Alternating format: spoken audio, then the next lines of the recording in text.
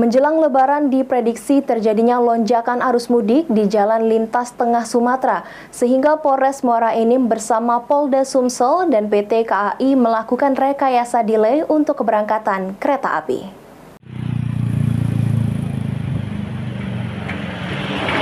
Menjelang Lebaran diprediksi terjadinya lonjakan arus mudik di jalur lintas tengah Sumatera, sehingga Polres Muara Enim bersama Polda Sumsel dan PT KAI melakukan rekayasa delay untuk keberangkatan kereta api.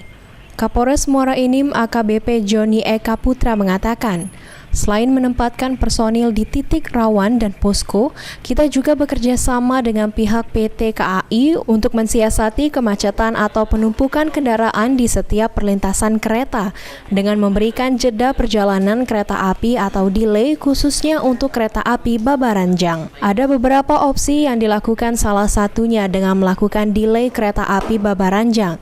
Penundaan keberangkatan kereta ini bisa dilakukan 1 jam penundaan jam keberangkatan jika terjadi kredit di perlintasan kereta, terutama di Simpang Belimbing.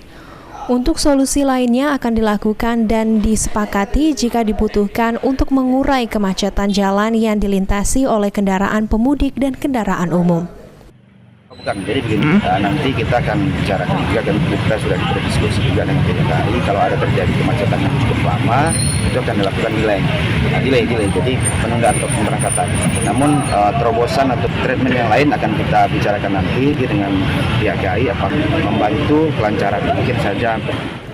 Simpang Belimbing merupakan kawasan kredit dari penumpukan kendaraan karena jalan pertemuan antara pengguna jalan dari arah Kabupaten Pali, arus kendaraan dari Muara Enim Palembang, begitu juga sebaliknya, ditambah lagi kendaraan yang menumpuk karena kereta api yang melintas.